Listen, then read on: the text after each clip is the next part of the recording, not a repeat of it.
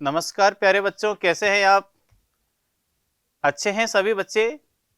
और जैसा कि अभी आपने जो पेपर दिया है, तो उस पेपर को लेकर के बहुत सारी जिज्ञासाएं आपके मन में जब पेपर का हम मिलान करते हैं उस समय होती है कि सर पठित गद्यांश आया था, ये आया था, वो आया था, ये टॉपिक आया था, मैंने इसको इस तरह से किया था, इसको इस तरह से किया था, क्या मेरा ये सही होगा? ऐसे बहुत सारे बच्चों के मन की जिज्ञासाओं को शांत करने के लिए मैं Roopnarayan Sharma, resonance PCCP division senior Hindi faculty, आज आपके मन की मन के प्रश्नों को लेकर के आपके सामने उपस्थित हुआ हूं। आज हमने प्यारे बच्चों क्लास 10th हिंदी कोर्स ए सीबीएसई बोर्ड पेपर 2024 इसका एक विश्लेषण एनालिसिस विद सॉल्यूशन के साथ हम इसको हल करते हैं कि किस तरह का पेपर आया, कैसा आया। हालांकि पेपर सामान्य था, 50% पेपर बिल्कुल आसान था। 50 के ऊपर जैसे ही बच्चे बढ़े तो थोड़ा सा मीडियम और 80 के अभाव थोड़े से कठिन प्रश्न उसमें देखने को मिले, ऐसा अनुमान किया गया है।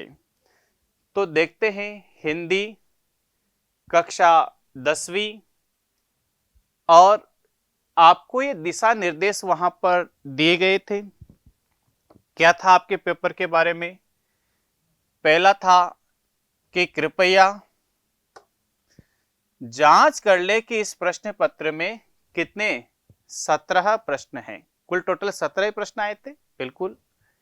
दूसरा था प्रश्न पत्र के दाहिने हाथ की ओर दिए गए प्रश्न पत्र कोड को छात्र उत्तर पुस्तिका के मुख्य पृष्ठ पर लिखे। आपने कॉपी में लिखा है, बिल्कुल। 3, कृपया प्रश्न का उत्तर लिखना शुरू करने से पहले उत्तर पुस्तिका में प्रश्न का क्रमांक अवश्य लिखें। बिल्कुल, कि आप पहले का तीसरा कर रहे हैं, पांचवे का दूसरा कर रहे हैं, तो आप उसको अवश्य लिखें। तीसरा निर्देश पेपर के बारे में था कि इस प्रश्न पत्र को पढ़ने के लिए 15 मिनट का समय दिया गया है। कितने मिनट आपको मिले? 15 मिनट। और आपको प्रश्न पत्र 15 मिनट पूर्व ही दिया गया था। इसका मतलब है 10:15 से आपको पेपर दिया गया और 10:30 तक आपको केवल प्रश्न पत्र को पढ़ने के लिए दिया गया है। इस अवधि में उत्तर पुस्तिका में आप कुछ भी ना लिखें। बिल्कुल ऐसा ही हुआ है आपके साथ, बिल्कुल। फिर सामान्य निर्देशों की हम बात करें प्यारे बच्चों, इसका पहला है कि इस प्रश्न पत्र में कुल 17 प्रश्न हैं। कितने प्रश्न आपको दिए गए? 17। आपने जांच भी की होगी। सभी प्रश्नों के उत्तर देना अनिवार्य है। आपने भी सारे प्रश्नों के उत्तर, चाहे हमें आते हैं, कम आते हैं, ज्यादा आते हैं, सभी के उत्तर आपने दिए हैं। दूसरा, इस प्रश्न पत्र में 2 खंड है, खंड अ और खंड ब। बिल्कुल 3। खंड अ में उप प्रश्नों सहित कितने हैं बच्चों? 44 44 बहुविकल्पीय प्रश्न पूछे गए हैं, जिनमें से निर्देशों की पालना करते हुए आपको 40 प्रश्नों के उत्तर लिखना था। बिल्कुल, 4 प्रश्न ऑब्जेक्टिव के छोड़ने थे, जैसे व्याकरण के 5 में से 4 आपसे पूछे गए थे। आगे है खंड ब में कुल 7 प्रश्न पूछे गए। कितने? 7। यानी क्वेश्चन नंबर 1 से 10 तक ऑब्जेक्टिव था, 11 से 17 तक कौन सा था? सब्जेक्टिव प्रश्न थे। सभी प्रश्नों के साथ उनके विकल्प भी दिए गए हैं। निम्नानुसार विकल्प का ध्यान रखते हुए सभी प्रश्नों के क्या करना है प्यारे बच्चों? उत्तर देना है। आगे एक निर्देश और है कि प्रश्नों के उत्तर दिए गए निर्देशों की पालना करते हुए, जैसे निर्देश आपको दिए गए थे उसकी पालना करते हुए ही आपने लिखा होगा। और नेक्स्ट इसका निर्देश है कि यथासंभव दोनों खंडों के प्रश्न के उत्तर कर्मानुसार लिखें। ऐसा नहीं कि पहला यहाँ कर लिया फिर 5वें को लेके आ गए, फिर छठे का दूसरा कर लिया फिर 7वें का नहीं। जब आप ऑब्जेक्टिव कर रहे हो तो ऑब्जेक्टिव 1 से लेकर के 10 यानी 40 प्रश्न कंटिन्यू आपको करने थे। 11 से लेकर के 17 तक कंटिन्यू आपको करने थे। इसका क्रम इस तरह से आपके रहना चाहिए और मेरे को आशा है कि आपने इसी तरह से प्रश्न हल किए होंगे। प्यारे बच्चों, खंड आ, इसमें बहुविकल्पीय वस्तुपरक प्रश्न पूछे जाते हैं और पहला प्रश्न आपसे पूछा गया है कि निम्नलिखित गद्यांश को अपठित गद्यांश से ये पढ़कर उस पर आधारित दिए गए प्रश्नों के उत्तर उपयुक्त उत्तर वाले विकल्प चुनिए। कितना नंबर का था? 5 नंबर का था। जैसा कि आपको कक्षा में बताया गया था कि गद्यांश को कम से कम 2 बार पढ़ना होता है, आपको उतना समय आपको दिया जाता है। तो देखते हैं अपन कि तकनीकी की एक विशेषता यह होती है कि जब वह सबके पास पहुंच जाती है तो अपनी हैसियत खो देती है। क्या खो देती है? हैसियत। व्यापार जगत में नई तकनीकी के लिए दबाव बनने लगते हैं और समाज भी उसके लिए तैयार हो जाता है। टीवी के साथ भी कुछ ऐसा ही हो रहा है। समाज से बेशक टेलीविजन खत्म हुआ है, लेकिन जिस अर्थ में इसको हमारे समाज ने परिभाषित किया था, उस अर्थ में यह अपना वजूद काफी तेजी से खो रहा है। टीवी का परंपरागत रूप वह है जिसमें कुछ चैनल होते हैं, एक निश्चित समय पर उनके कार्यक्रम होते हैं और उन कार्यक्रमों को देखने के लिए आपको उस समय उसके सामने बैठना होता है। बदलते समय के साथ जो कुछ हम टीवी पर देखते थे, वह अब हमें अपने मोबाइल, लैपटॉप, टैबलेट पर भी देखने को मिलता है। अक्सर जब हम भविष्य की कल्पना करते हैं तो हमारे आसपास जो कुछ भी उपलब्ध है उसी के आधार पर आगे की शुद्ध लेते हैं। किसने सोचा था कि स्मार्टफोन नाम की एक नई चीज आएगी और सब कुछ बदल जाएगा।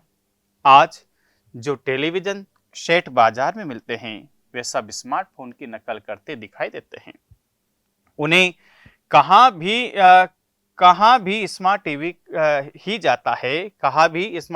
जाता है, वे तेजी से स्मार्टफोन का व्याकरण और गणित अपनाते जा रहे हैं।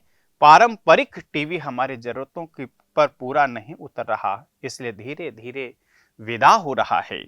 हमारी यात्रा जिस जगह पहुंच चुकी है वहां किसी भी बुद्धू भक्ष्य को तब तक स्वीकार नहीं किया जा सकता जब तक यह स्मार्ट ना हो जाए। बुद्धू भक्ष्य का तात्पर्य यहाँ पर टेलीविजन से है, जो बड़े बड़े टेलीविजन आया करते थे। प्यारे बच्चों, प्रश्न नंबर 1 देखिए आप किस तरह का प्रश्न है। गद्यांश के आधार पर परंपरागत टेलीविजन के वजूद खोने का कारण क्या है? क्यों हुआ? क्षेत्रीय भाषाओं के प्रसारण की सुविधा न होना, अंतरराष्ट्रीय कार्यक्रमों के प्रसारण की सुविधा न होना, सीमित चैनलों पर आने वाले सीमित कार्यक्रम, सीमित चैनलों पर निश्चित समय पर आने वाले कार्यक्रम। तो इसमें सी वाला ऑप्शन आपने टिक किया होगा। होना भी यही चाहिए कि सीमित चैनल पर आने वाले सीमित कार्यक्रम। अब इसमें हम देखें जैसे ये दोनों तो बिल्कुल ही नहीं आएंगे। इसी तरह से आपने भी वहां पर इसी तरह से हल किया होगा। अब बचे अपने पास दोनों। डी सीमित चैनलों पर निश्चित समय पर आने वाले कार्यक्रम और सीमित चैनलों पर आने वाले सीमित कार्यक्रम, तो दोनों में से एक तो ज्यादा सही कौन सा लग रहा है? सी ऑप्शन इसका ज्यादा सही लग रहा है। आगे है प्रश्न नंबर 2। गद्यांश के अनुसार भविष्य की कल्पना का आधार क्या होगा?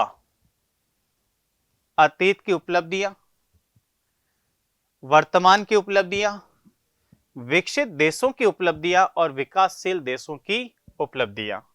तो प्यारे बच्चों, वर्तमान उपलब्धियां यानी वर्तमान जैसा करेंगे भविष्य में वैसा ही निर्धारण होगा।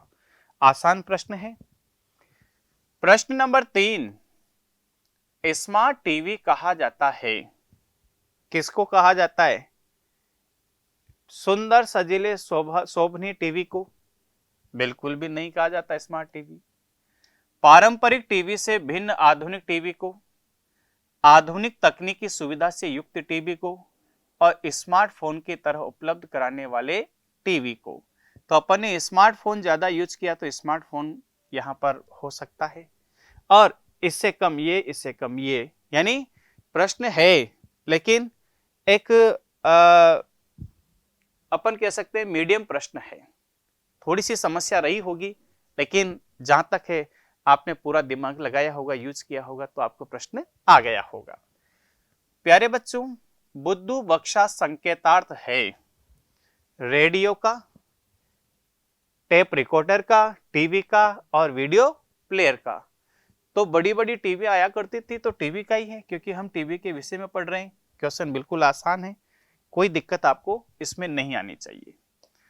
क्वेश्चन नंबर 5 क्या पूछते हैं? कथन और कारण के आधार पर सबसे ज्यादा बच्चों को जो समस्याएं आती है इन्हीं प्रश्नों में आती है, और आपको भी इन्हीं प्रश्नों में आई होगी कि निम्नलिखित कथन और कारण को ध्यान से पढ़िए और उचित विकल्प का चयन कीजिए। कथन 1, सबके पास पहुंचने पर तकनीक अपना मूल्य खोने लगती है। कथन है तो कारण है कि लोग उससे बेहतर तकनीक की उम्मीद करने लगते हैं। प्यारे बच्चों, कथन और कारण दोनों गलत है? नहीं, गलत हो ही नहीं सकते। एक कारण सही है, कथन गलत है? गलत। कथन सही है लेकिन कारण कथन की गलत व्याख्या है? नहीं, बिल्कुल कथन और कारण दोनों सही है और कथन कारण की सही व्याख्या है। इसी तरह का आंसर आपका होना चाहिए था। आगे चले बच्चों, अब आ जाता है प्रश्न नंबर 2। जैसा कि आपने पढ़ा है, क्या पढ़ा है कि निम्नलिखित काव्यांश को ध्यानपूर्वक पढ़कर उस पर आधारित प्रश्नों के सर्वाधिक उपयुक्त उत्तर वाले विकल्प चुनिए। और बच्चों, एक प्रश्न 1 नंबर का है और कितने प्रश्न इसमें पूछे गए हैं? 5, तो 5 अंक का हो जाता है। देखिए कि हमी ने दिया शांति संदेश, सुखी होते देखकर आनंद, विजय लोहे की नहीं धर्म की रही धरा पर धूम, यवन का यवन को दिया दया का दान, चीन को मिली धर्म की दृष्टि, मिला था स्वर्ण भूमि को, रत्नशील के सिंघल को भी सृष्टि, किसी को हमने छीना नहीं, प्रकृति का रहा पालना यही हमारी जन्मभूमि थी, यही कहीं से हम आए थे नहीं।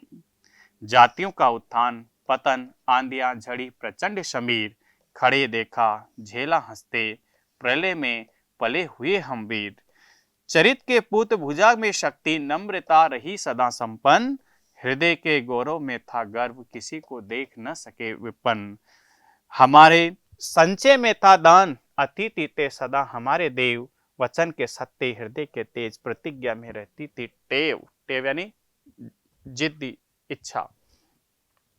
तो अच्छा काव्यांश था। प्रश्न नंबर 1 अपन इसका हल करते हैं कि आंधियां झड़ी प्रचंड समीर, पंक्ति में आंधियां प्रचंड समीर प्रतीकार्थ है देश में समय समय पर आए प्राकृतिक आपदा का।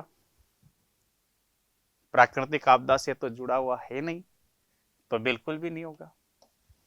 प्रश्न है कि देश में समय समय पर भारतीयों द्वारा प्रदर्शित वीरता का।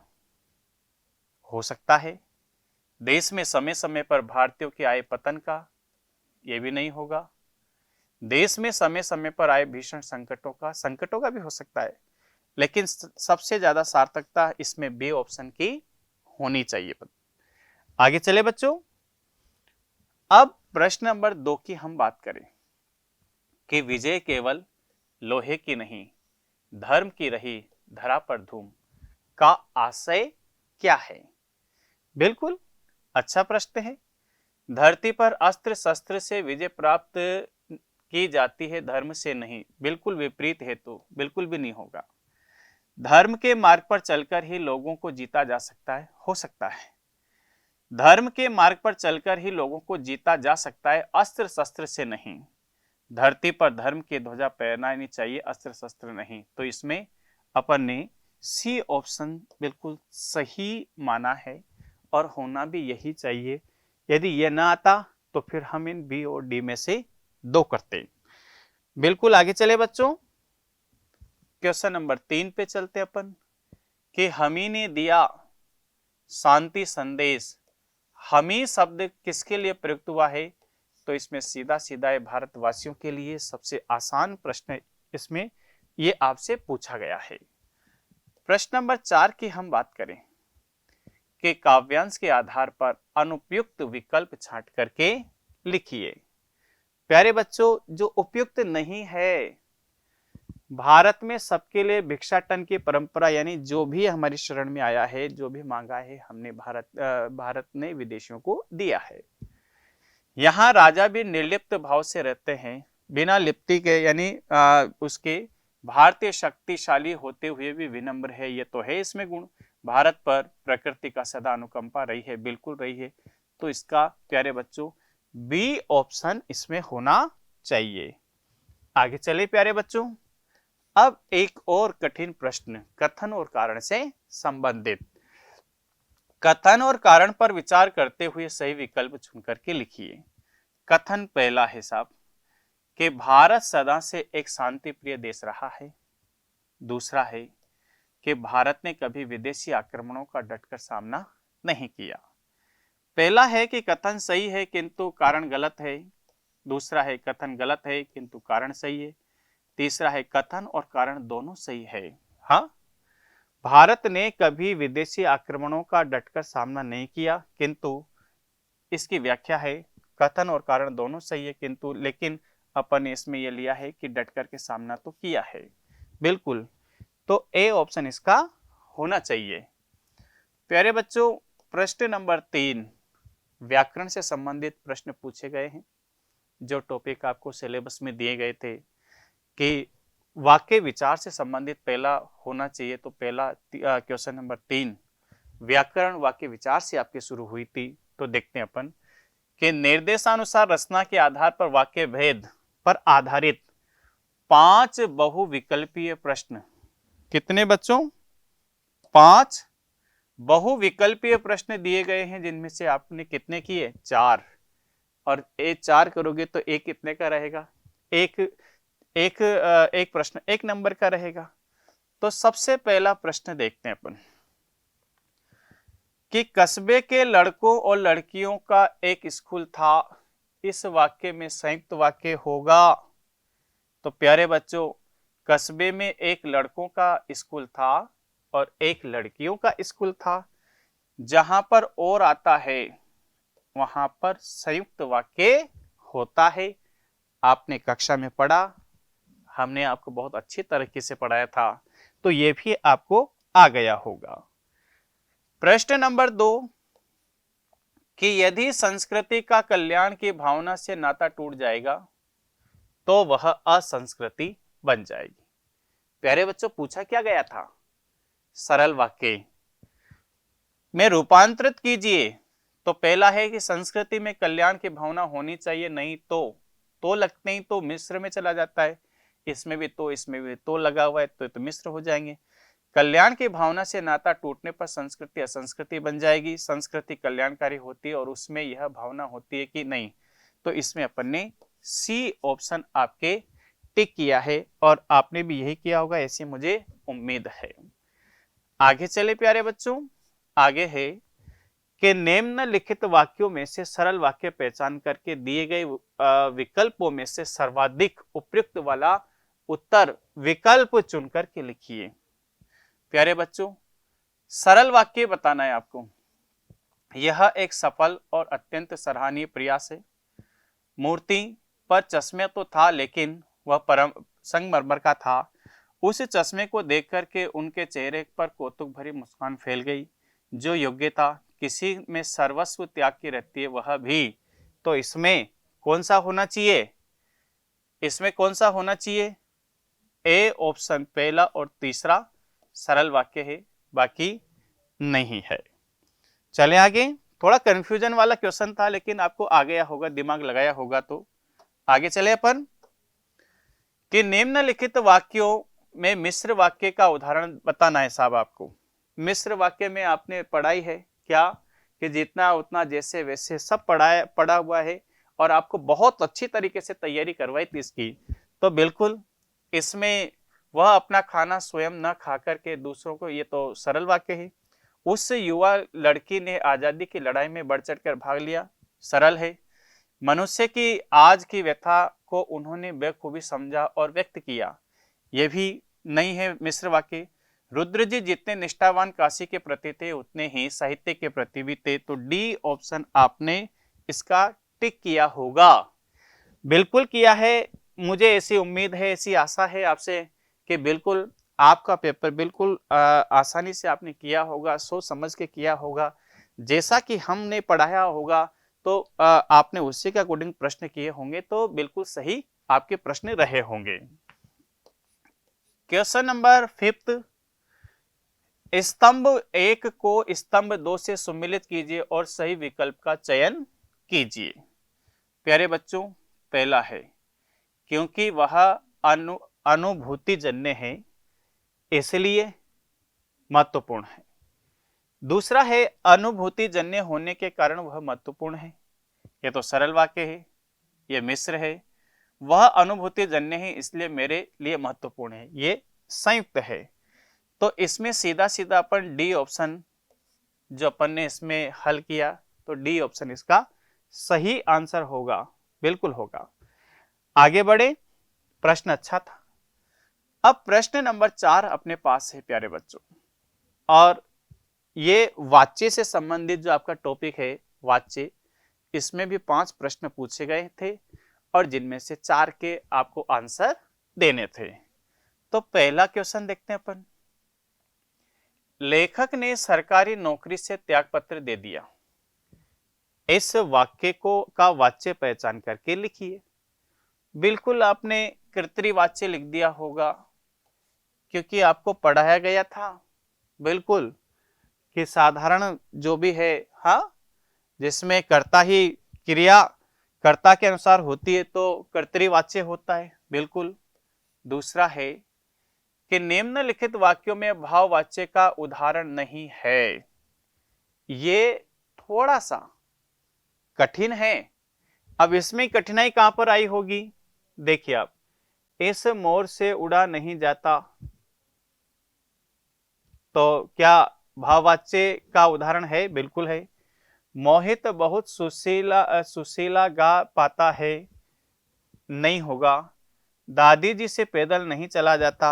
अब अधिकांश 80% बच्चों को यह याद होता है कि भाववाच्य क्या होता है, कि जहां पर मैंने पूछा कि बच्चों भाववाच्य क्या होता है, कि सर जहां पर कर्ता के बाद से के द्वारा हो और वाक्य नेगेटिव हो नहीं के अर्थ में, तो वहां पर भाववाच्य होता है। प्यारे बच्चों, ये तो होता ही है, लेकिन जहां पर समर्थता प्रकट की जाती है वहां पर भी भाववाच्य ही होता है। तो यहां पर चलो अब यहां से चला जाए, तो यह भी भाववाच्य है। तो इसका बी वाला ऑप्शन बिल्कुल सही होने वाला है, और ऐसी उम्मीद है कि आपने भी वही सही किया होगा। आगे अपन बढ़े।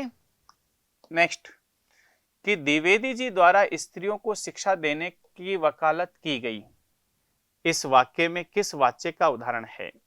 प्यारे बच्चों, बिल्कुल कर्म वाच्य का उदाहरण है। आगे बढ़े अपन।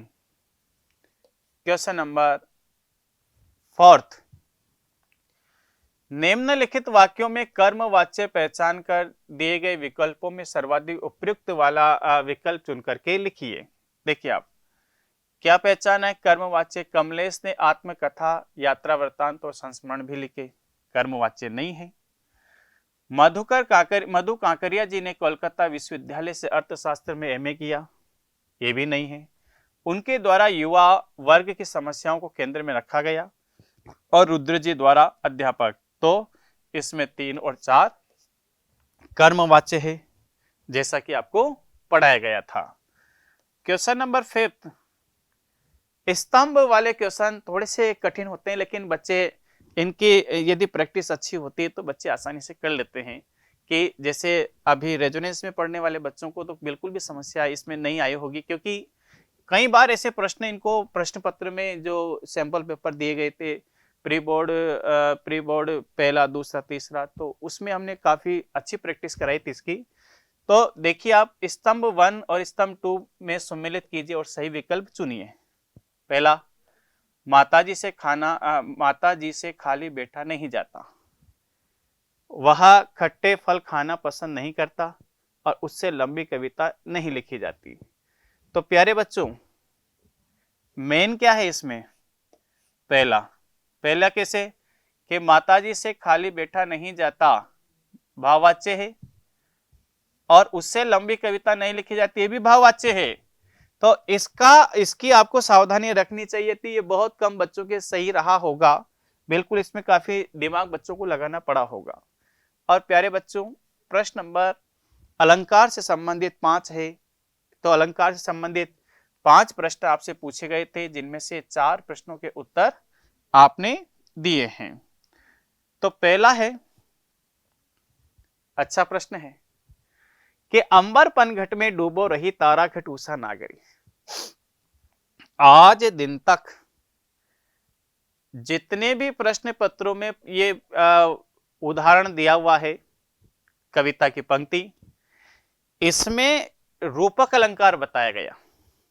बिल्कुल, ये पहली बार हुआ है कि रूपक अलंकार इसके ऑप्शन में नहीं था, तो इसमें बच्चों को काफी दिक्कतें आई होगी, ऐसा मेरा मानना है।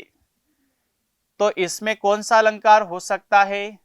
मानवीकरण अलंकार, क्योंकि एक पद्य में 2 अलंकार आसानी से हो सकते हैं।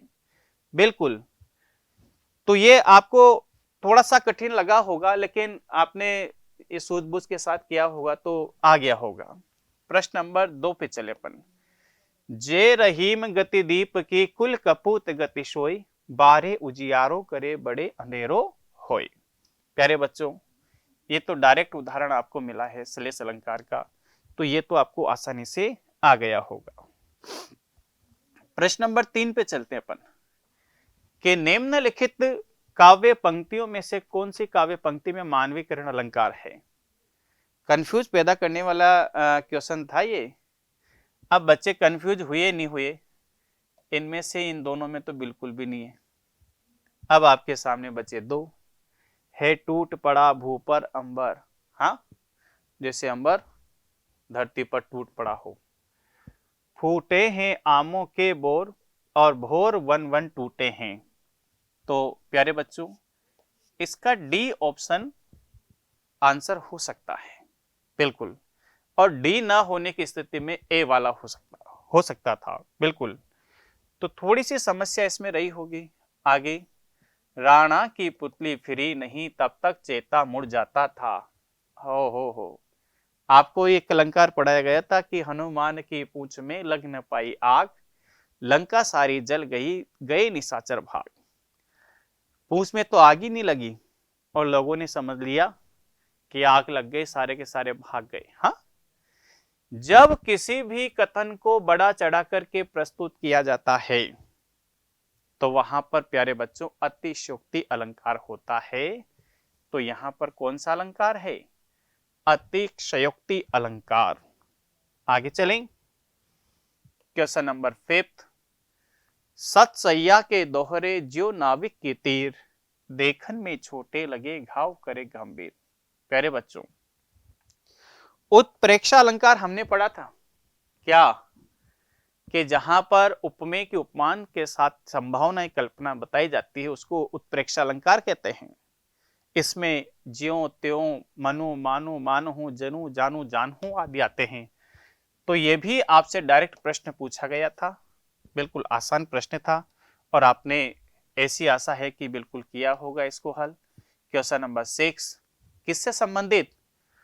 पद परिचय से संबंधित पूछे गए 5 प्रश्नों में से किन्हीं 4 के उत्तर आपको करने थे। प्रश्न नंबर 1, लेखिका के व्यक्तित्व पर उनकी बहनों का बड़ा असर पड़ा। वाक्य में रेखांकित पद का परिचय दीजिए।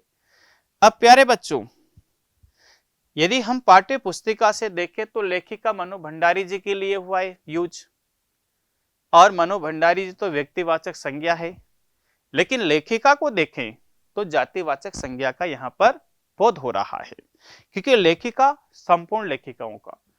अब ये बोर्ड की आंसर की तय करेगी कि उन्होंने व्यक्तिवाचक के रूप में लिया या जातिवाचक के रूप में। तो जहां तक मेरा मानना है, यदि हम इसको जातिवाचक लेंगे तो सी ऑप्शन हो जाएगा, लेकिन व्यक्तिवाचक लेंगे तो इसका डी ऑप्शन आपके होना चाहिए। ठीक है, आगे चलें। क्वेश्चन नंबर 2, निम्नलिखित वाक्यों में किस वाक्य में परिमाणवाचक विशेषण है? परिमाण कम ज्यादा बोलता है तो बी ऑप्शन, इसमें तो डायरेक्ट प्रश्न है, हो जाएगा, और आपने भी किया होगा ऐसा ही। क्वेश्चन नंबर 3, माताजी ने अपनी बीमारी का एहसास हमें नहीं होने दिया। प्यारे बच्चों, अपनी, बिल्कुल, सार्वनामिक विशेषण, सार्वनामिक विशेषण में क्या होता है? सर्वनाम के पहले यदि संज्ञा के पहले यदि सर्वनाम शब्द लगता है तो उसको संकेतवाचक या सार्वनामिक विशेषण अपन कहते हैं। कि माताजी ने अपनी बीमारी का, अपनी बीमारी का, तो यहां पर प्यारे बच्चों कौन सा हो सकता है? सार्वनामिक विशेषण, एक वचन, स्त्रीलिंग और बीमारी, बिल्कुल ए वाला ऑप्शन हो सकता है, बिल्कुल हो सकता है। आगे चले अपन। क्वेश्चन नंबर 4, हालदार साहब ने अपने काम के सिलसिले में कस्बे से, अच्छा है, स्थानवाचक में आपने पढ़ा है और हमने पढ़ाया भी है कि स्थानवाचक कस्बे यानी स्थानवाचक। क्वेश्चन नंबर 5, आगे की पढ़ाई के लिए मैं भी बाहर जाना चाहता हूं।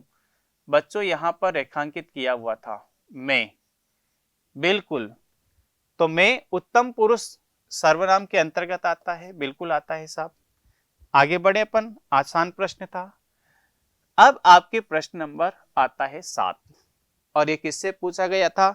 आपकी पाठ्य पुस्तिका क्षितिज, और क्षितिज में टॉपिक है नेताजी का चश्मा। बिल्कुल उसी से संबंधित गद्यांश आपसे पूछा गया था, और 5 प्रश्न इसके हैं, जिसमें से 5 में से 5 आपको करने थे। देखते हैं अपन। अब हालदार साहब को बात कुछ कुछ समझ में आई। एक चश्मे वाला है जिसका नाम कैप्टन है, उसे नेताजी के बगैर चश्मे की मूर्ति बुरी लगती है, बल्कि आहत करती है, मानो चश्मे के बगैर नेताजी को असुविधा हो। इसलिए वह अपनी छोटी सी दुकान में उपलब्ध गिने चुने फ्रेमों में से नेताजी की मूर्ति पर फिट कर देता था।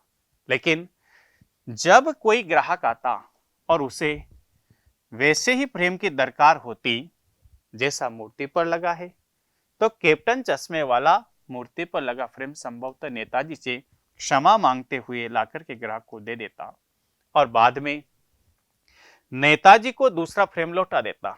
वाह भाई, क्या खूब आइडिया है।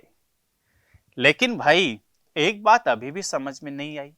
हालदार साहब ने पान वाले से फिर पूछा कि नेताजी का ओरिजिनल चश्मा कहां है गया। पान वाला दूसरा पान मुंह में टूस चुका था। दोपहर का समय था, दुकान पर भीड़ भाड़ अधिक नहीं थी। वह फिर आंखों ही आंखों में हंसा, उसकी तोंद फिर की, अरे कत्थे की डंडी फेंक, पीछे मुड़ करके नीचे पीक ठूंकी और मुस्कुराता हुआ बोला कि मास्टर बनाना भूल गया। बिल्कुल आपने पढ़ा है इसको। तो प्रश्न नंबर 1 गलत होने की बिल्कुल भी संभावना इसमें नहीं होती है कि पान वाला आंखों ही आंखों में क्यों हंसा। क्यों हंसा? ओरिजिनल चश्मे की बात पर यह उसकी व्यंग्यात्मक हंसी थी। वह हालदार साहब पर अपनी हंसी जाहिर नहीं होने देता था। हालदार साहब उसको हंसते हुए देख करके बुरा मान सकते थे। आंखों ही आंखों में हंसना पान वाले की पुरानी आदत थी। तो प्यारे बच्चों, ये व्यंग्यात्मक हंसी थी उसकी। तो आपने भी यही किया होगा और यही होना चाहिए। प्यारे बच्चों, प्रश्न नंबर 2, मास्टर बनाना भूल गया, मास्टर किस संदर्भ में है? वो अनुपयुक्त किसके संदर्भ में नहीं आया? तो बच्चों, कैप्टन को मास्टर कहा नहीं है, बाकी सब मास्टर है। आगे चलें। प्रश्न नंबर 3, अच्छा प्रश्न आपसे पूछा गया था, आसान प्रश्न पूछा गया था कि ग्राहक नेताजी की मूर्ति पर लगा चश्मे का फ्रेम क्यों ले लेते थे? प्यारे बच्चों, नेताजी के प्रति अपना सम्मान व्यक्त करने के लिए ग्राहक नेताजी के समान दिखना चाहते थे। नेताजी पर लगे होने के कारण वह उन्हें पसंद आ जाता था और कैप्टन अपने फ्रेमों को उसी मूर्ति पर लगा देता था। तो देखिए, इसमें नंबर 1 इसका ऑप्शन ये होना चाहिए, और इसमें यदि ये ना होता, अपने ऊपर पड़ा है सबसे उपयुक्त आंसर बताना है, तो इसके बाद का आंसर इसमें ये होता। तो सबसे सही आंसर ए इसका होना चाहिए। बिल्कुल। आगे बढ़े प्यारे बच्चों। क्वेश्चन नंबर 4 है कि अब हालदार साहब को बात कुछ कुछ समझ में आई। इस पंक्ति के संदर्भ में हालदार साहब को क्या बात समझ गए साहब? मूर्ति के चश्मे के बार बार बदल जाने का कारण, मूर्ति की आंखों पर चश्मा न होने का कारण, और ग्राहकों द्वारा चश्मा न खरीदे जाने के कारण, और पान वाले और कैप्टन के परस्पर दोस्ती का कारण। तो बेटे बच्चों, ये तो बिल्कुल ही नहीं आएंगे ना दोनों। हाँ, अब बच्चे अपने पास कौन सा, पहला और दूसरा। तो मूर्ति के चश्मे पर बार बार बदल जाने का कारण, भाई बार बार बदल रहा था, और मूर्ति की आंखों पर चश्मा न होने के कारण, तो चश्मा तो रहता था लेकिन बार बार बदलता था। तो करेक्ट आंसर ए ऑप्शन इसका होना चाहिए। क्वेश्चन नंबर 5, कैप्टन मूर्ति से चश्मे का फ्रेम उतारते हुए उनसे क्षमा भी मांगता होगा। लेखक के इस अनुमान का क्या कारण हो रहा है? तो प्यारे बच्चों, सीधा सीधा चारों में से पहला वाला टिक आपने किया होगा, क्योंकि कैप्टन के प्रति हालदार साहब को असीम अटूट विश्वास था। बिल्कुल अच्छा प्रश्न है। आगे बढ़े अपन। अब आ गए अपन साहब कहां पर? प्रश्न नंबर 8 पर। तो क्वेश्चन नंबर 7 तक तो आपको बिल्कुल सारे में से सारे सही होंगे ना? बिल्कुल होंगे। और क्वेश्चन नंबर 8 से चलते हैं अपन कि गद्य पाठों के आधार पर निम्नलिखित 2 बहुविकल्पीय प्रश्नों को सर्वाधिक उपयुक्त विकल्प वाला चुनिए। यानी आंसर तो है लेकिन सबसे ज्यादा सही कौन सा है? और प्यारे बच्चों, एक प्रश्न 1 नंबर का है और कितने प्रश्न आपसे पूछे गए? 2 प्रश्न पूछे गए हैं। तो देखिए, एक कहानी यह भी पाठ में लेखिका की दृष्टि में उनकी मां का व्यक्तित्व आदर्श रूप नहीं था। क्यों? कि, और यहां पर बिंदु लग जाता है, क्योंकि उनकी मां अपने बच्चों में भेदभाव करती थी? बिल्कुल भी नहीं करती थी, क्योंकि बहुत सरल स्वभाव की थी भाई। उनकी मां बहुत अधिक पढ़ी लिखी नहीं थी, हाँ ये तो मान सकता हूं, लेकिन उसका आदर्श से क्या लेना देना? उन्हें उनका व्यक्तित्व काफी दबा दबा सा लगता था? बिल्कुल हो सकता है। उनके मां बहुत ही आक्रामक स्वभाव की थी? नहीं। तो प्यारे बच्चों, सबसे उपयुक्त और सबसे सही विकल्प, उन्हें उनका व्यक्तित्व दबा दबा सा लगता था। बिल्कुल हो जाएगा। क्वेश्चन नंबर 2 कि संस्कृति पाठ में सुसंस्कृत व्यक्ति किस भाव की प्रधानता है? ये तो आपको कई बार पढ़ाया गया प्रश्न है। लोक कल्याणकारी भावना उनके अंदर थी। बिल्कुल। आगे चले अपन क्वेश्चन नंबर 9। देखिए आप, किससे पूछा गया था? सूरदास से। और सूरदास के बारे में पढ़ाते समय कई बार बोला है कि सबसे वेरी वेरी वेरी इंपॉर्टेंट है सूरदास और तुलसीदास। कि मन की मन ही माज रही, कहिए जाए कौन पे उदो, नाही परत कही। अवधि आधार आस आवन की, तन मन व्यथा सही। अब इन जोग संदेश नि सुनि सुनि बिरह ने बिरह दही। चाहती हुती गुहार जितई ते उतते धार बही। सूरदास अब धीर धरई क्यों, मर्यादा न लही। बिल्कुल। क्वेश्चन नंबर 1 कि गोपियों का अपना धैर्य टूटता हुआ सा क्यों लग रहा था। प्यारे बच्चों, विरहाग्नि के और बढ़ जाने के कारण उद्धव के योग ज्ञान को सुन करके उद्धव के धीरज से प्रभावित होकर और अपने प्रति कृष्ण के शुष्क व्यवहार, तो शुष्क व्यवहार के कारण बिल्कुल। प्रश्न नंबर 2 देखते हैं। सबसे आसान प्रश्न कौन सी भाषा में? ब्रज भाषा में। ये तो बिल्कुल ही आसान है ना, आपको भी आसान लगा होगा। क्वेश्चन नंबर 3 कि गोपियां अब तक व्यथा को कैसे सहन कर रही थी? कैसे सहन कर रखी, क्यों कैसे सहन कर रखी? एक दूसरे के दुख के सहारे? नहीं। अतीत की मधुर स्मृतियों के सहारे? नहीं। ज्ञान के मार्ग का अनुसरण करके? नहीं। तो कृष्ण के आने की आस में। बिल्कुल अच्छा प्रश्न है, आसान प्रश्न है। तो बच्चों इसमें फोर्थ पे फिर चलते हैं अपन कि सूरदास के पद के अनुसार किसके मन की और कौन सी बात मन में ही रह गई? कौन सी? उद्धव की ज्ञान देने की? नहीं। कृष्ण की संदेश देने की? उद्धव की कृष्ण की भक्ति? नहीं। गोपियों की कृष्ण से मिलने की। अच्छा प्रश्न था, बिल्कुल। इधर है क्वेश्चन नंबर 5। इसका देखते हैं अपन कि गोपियों की विरहाग्नि और अधिक प्रदीप्त क्यों हो जाती है? तो क्या आएगा? कृष्ण के संदेश भेजने से, उद्धव के आ जाने से, उद्धव के योग संदेश से, और गोपियों के परस्पर दुख से। तो ये तो बिल्कुल ही नहीं होगा। कृष्ण का संदेश भेजने से, ये तीनों में से देखना है तो सबसे ज्यादा उपयुक्त आंसर इसका सी वाला होना चाहिए था। बिल्कुल। प्यारे बच्चों, प्रश्न नंबर 10। 2 प्रश्न आपसे पूछे गए हैं और किससे पूछे गए हैं? कविताओं से, क्षितिज के जो पद्य खंड है उससे। और कौन सा टॉपिक है? यह दंतुरित मुस्कान।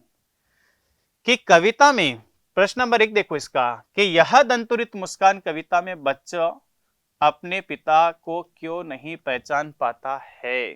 क्यों नहीं पहचान पाता है? माँ ने बच्चे को पिता से मिलवाया नहीं था? नहीं।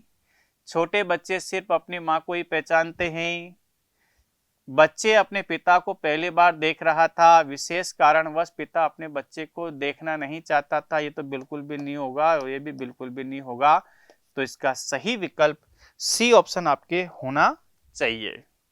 प्यारे बच्चों, क्वेश्चन नंबर 2 और किससे पूछा गया है? आत्मकथ्य कविता से।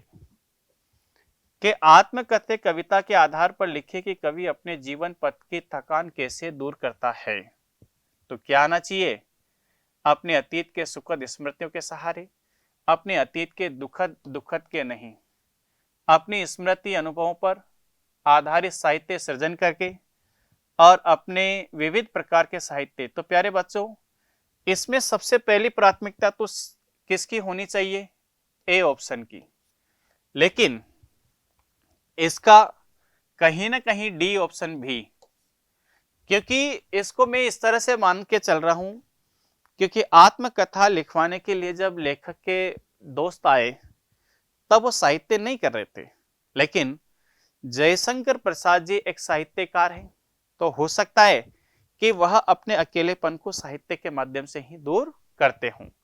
तो ये और डी, इन दोनों में से यदि सर्वाधिक अपन देख करके चले तो स्मृतियों के सारे डायरेक्ट शॉर्ट हो जाएगा, लेकिन कहीं ना कहीं अब इसका बोर्ड को तय करना है कि वो ए रखते हैं या फिर डी रखते हैं। बिल्कुल।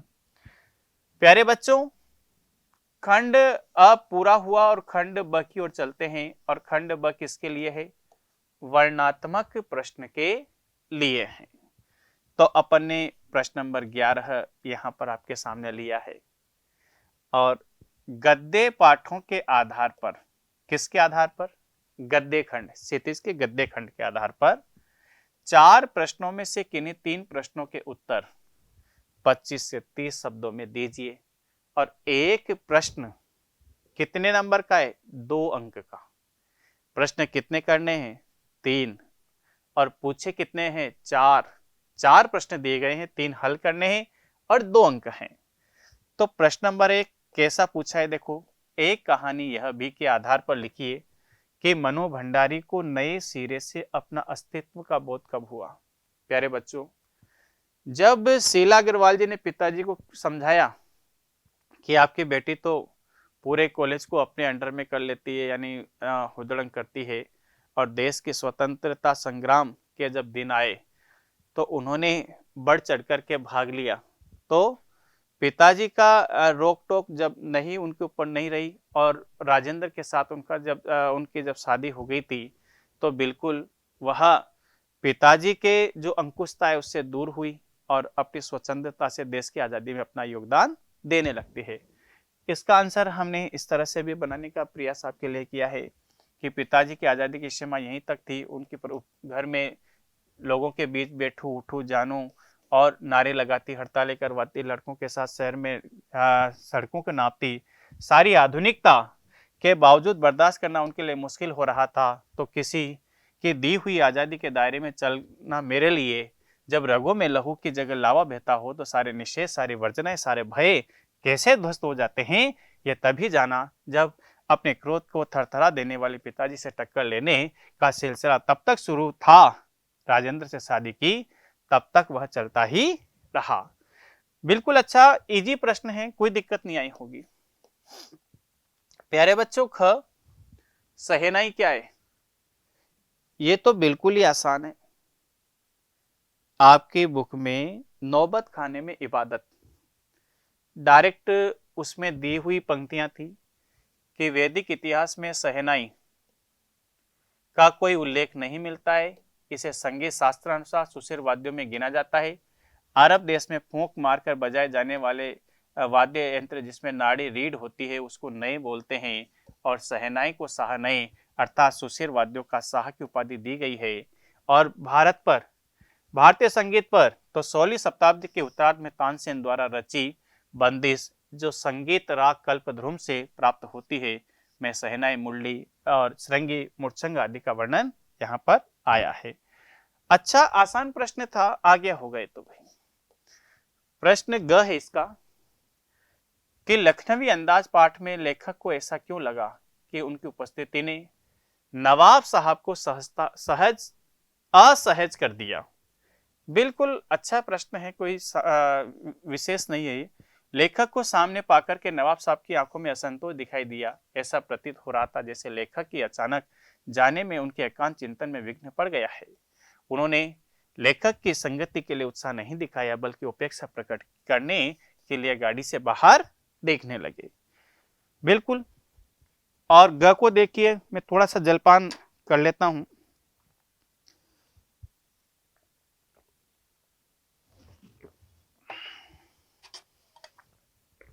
देखिए घ कि बाल गोविंद साहब को के भक्त थे, पंक्तियों में वर्णित साहब कौन हैं, उनके प्रति उनकी भक्ति के कारण क्या रहे होंगे। बच्चों, साहब कौन है? कबीरदास। कबीरदास को उन्होंने साहब क्यों माना, क्यों भक्ति की? तो कबीरदास का व्यक्तित्व यहाँ पर उभर करके आया। देखो आप, कबीरदास एक महान समाज सुधारक थे। उन्होंने अपना समस्त जीवन समाज सुधार में समर्पित कर दिया। कबीर एक सच्चे पथ प्रदर्शक थे। बाल गोविंद भगत ने अनेक प्रकार से कबीर के गुणों का प्रभाव पड़ा। वे कबीर के अनेक गुणों से प्रभावित होंगे। उन्हें कबीर की वाणी के सत्य के दर्शन होंगे, अतः उन्हें कबीर के आदर्श पर चलना शुरू कर दिया होगा और कबीर को सच्चा सदगुरु मान लिया होगा। हमारी दृष्टि में भगत की कबीर पर अगाध श्रद्धा का यही कारण रहा होगा। प्रश्न नंबर 12 किससे संबंधित? पद्य खंड से संबंधित। इसमें भी कितने प्रश्न पूछे गए? 4। कितने प्रश्न आपको करने थे? 3। कितने शब्दों में? 25 से 30। तो बिल्कुल प्रश्न कैसे थे देखते हैं अपन कि परशुराम ने किसकी तुलना सहस्त्र बाहु से की? हाँ, किसकी तुलना की? कि परशुराम ने सहस्त्र बाहु की तुलना शिव जी के धनुष तोड़ने वाले से की है। क्यों? क्योंकि जिसने धनुष का अनादर किया वह उसी के समान मेरा शत्रु है। इसलिए हे राम, सेवा करने वाला सेवक होता है, शत्रुता करने वाला सेवक कैसा? उससे तो लड़ाई ही ठीक है, जिससे कि वह शिव धनुष तोड़ा होगा है, वह शस्त्र बाहु के समान मेरा शत्रु है। आसान प्रश्न है, बिल्कुल कोई दिक्कत नहीं है इसमें। ख को देखते हैं अपन।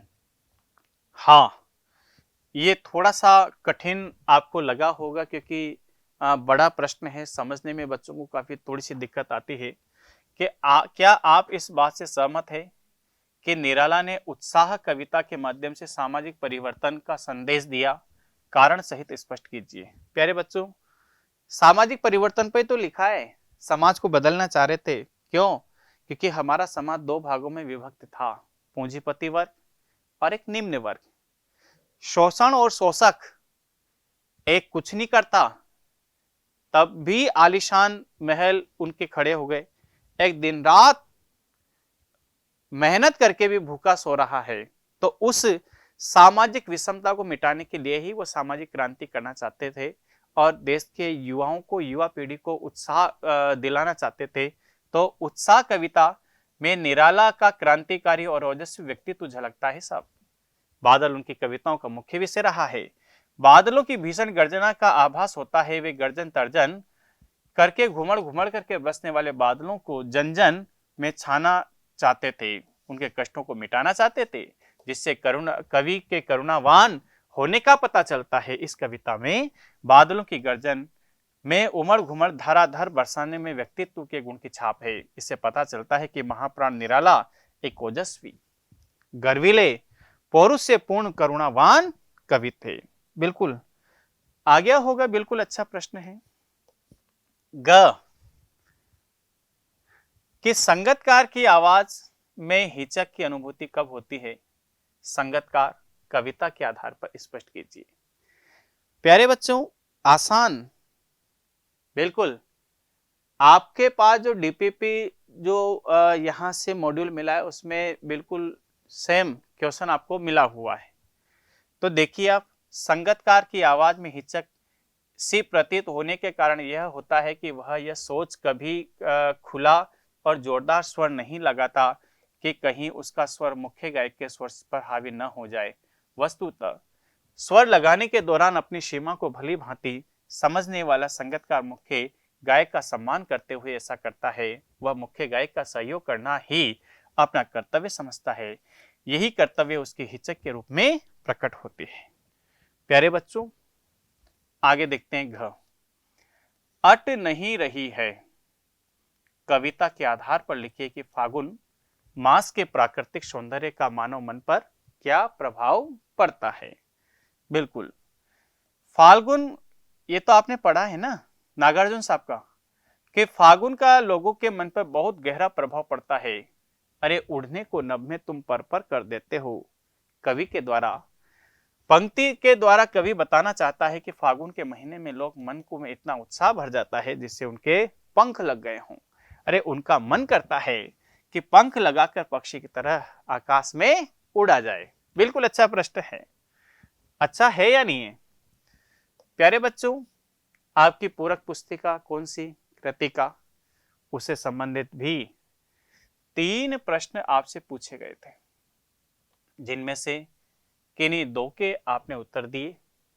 थोड़े से इसके आंसर बड़े देने होते हैं, 50 से 60, और एक प्रश्न 4 अंक का होता है। 2 दिए होंगे तो 8 अंक। अब इनमें से किसके आंसर आपको दिए, किसके आंसर आपने दिए हैं ये पता नहीं, लेकिन प्रश्न कैसे हैं आपके सामने हैं कि भोलानाथ और उनके दोस्तों के खेल और आज के खेलों में किस रूप में भिन्नता है। आपके दोनों में से किन्हीं खेल अधिक पसंद करते हैं, कौन से खेल अधिक पसंद करते हैं और क्यों? प्यारे बच्चों, भोलानाथ के समय तो अपन ने पढ़ा है ना कि मिठाई की दुकान लगा लेते, खेती कर लेते, इधर से ब्याह रचाना, ऐसे छोटे छोटे बच्चे दिन भर खेला करते थे, जिनकी खेल सामग्री बिल्कुल निःशुल्क हुआ करती थी। घर की टूटी फूटी चीजों को वह कोई भी खेल सामग्री बना लेते थे, जैसे आपने उसमें पढ़ा था, हाँ, कि चूहेदानी के पाल की बना ली साहब। हाँ, तो यहाँ पर अच्छा प्रश्न है, बिल्कुल आसान प्रश्न है कि भोलानाथ और उसके साथियों के खेल अत्यंत आनंददायक होते थे। उनकी खेल सामग्री प्राकृतिक और बिना खर्च वाली थी, यह कटु सत्य है कि बच्चे स्वयं के बनाए हुए खेलों में अधिक पसंद करते हैं। किंतु आज का समय बदल गया है। आज न तो बच्चों के पास इतना समय है और न ही ऐसे संसाधन। आज के बच्चे खेल और खेल सामग्री दोनों की चीजें बिल्कुल अलग है। वे साइकिल चलाना, तैरना, क्रिकेट, फुटबॉल, हॉकी, बास्केटबॉल जैसे खेल खेलना पसंद करते हैं। छोटे बच्चे डॉक्टर, टीचर, गुड़िया गुड्डी इस प्रकार के अन्य खेल खेलना पसंद करते हैं। प्यारे बच्चों, क्वेश्चन ख, पहला तो आसान था, पहला किया होगा बिल्कुल कि साना ख है कि साना साना हाथ जोड़ी पाठ के आधार पर लिखिए कि खेदुम। खेदुम तो एक जगह का नाम है ना। आपने भी पढ़ा है कि गुरु नानक की थाली से एक चावल छिटक गया था, जो चावल की खेती होती है और वहां पर सभी देवी देवताओं का निवास है। कोई वहां पर गंदगी फैलाएगा तो वो मर जाएगा, ये हमने पढ़ा है। तो इसके बारे में गैंगटॉक वासियों का क्या विश्वास है? देखो, बिल्कुल अच्छा प्रश्न है। जितेन ने बताया कि यह एक पत्थर पर गुरु नानक के फुटप्रिंट है।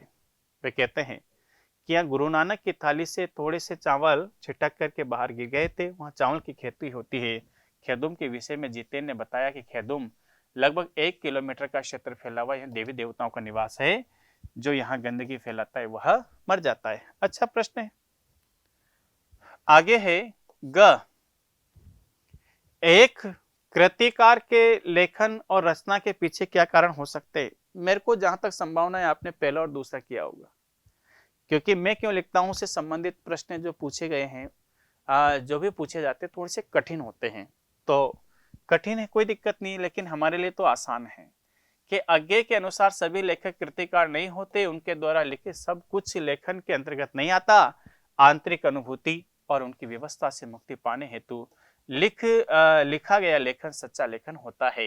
अपने मन की व्यथा को व्यक्त करने वाला लेखन की कृति कहलाती है और इसे व्यक्त करने वाला कृतिकार धन, यश, ख्याति आदि से प्रेरित लेखन सामान्य लेखन की श्रेणी में आता है। तो प्यारे बच्चों, ये थे हमारे क्वेश्चन आंसर और अब हम चलते हैं रचना लेखन की ओर। रचना लेखन के किस तरह के प्रश्न आपसे पूछे गए हैं देखते हैं अपन। पहला, बढ़ती जनसंख्या का गहरा संकट। दूसरा, हरित ऊर्जा सुरक्षित भविष्य। तीसरा, सोशल मीडिया जागरूकता आवश्यक। तो मुझे आपके इन तीनों में से जो सबसे उपयुक्त लगता है, जो आपने अधिकांश बच्चों ने किया होगा, कोई एक पे करना था और कितने शब्दों में, 120 शब्दों में आपको एक अनुच्छेद लिखना था, 6 नंबर का पूछा गया था। तो सबसे पहला वाला आपने किया होगा, मैं आपको दिखा देता हूं। ये देखिए, आप क आपके सामने उपस्थित है कि किसी भी राष्ट्र की प्रगति के लिए जनसंख्या एक महत्वपूर्ण संसाधन होती है, पर जब यह एक सीमा से अधिक हो जाती है तब यह समस्या का रूप ले लेती है। जनसंख्या वृद्धि एक और स्वयं समस्या है तो दूसरी ओर अनेक समस्याओं की जननी भी है। यह परिवार, समाज, राष्ट्र की प्रगति पर बुरा असर डालती है। जनसंख्या वृद्धि के साथ देश के विकास में स्थिति ढाक के 3 पात बनकर के रह जाती है। प्रकृति के लोग भूमि, वन आदि जो संसाधन प्रदान किए हैं, जनाधिक्य के कारण कम पड़ने लगते हैं, तब मनुष्य प्रकृति के साथ क्या करता है बच्चों? खिलवाड़ करता है। वह अपनी बढ़ती आवश्यकताओं की पूर्ति के लिए वनों का विनाश करता है। इससे प्रकृति का असंतुलन का खतरा पैदा हो रहा है, जिससे नाना प्रकार की समस्याएं उत्पन्न होती है। जनसंख्या वृद्धि के लिए हम भारतीयों की सोच में काफी हद तक जिम्मेदार है। यहाँ पुरुष प्रधान सोच के कारण घर के पुत्र जन्म आवश्यक माना जाता है। भले ही एक पुत्र की चाहत में 6-7 लड़कियां ही क्यों न पैदा हो जाए, पर पुत्र के बिना तो लोग अपने जन्म सार्थक मानते हैं, उन्हें स्वर्ग की प्राप्ति होती दिखती है। इसके अलावा अशिक्षा, गरीबी, मनोरंजन के साधन के अभाव में जनसंख्या वृद्धि में योगदान देती है।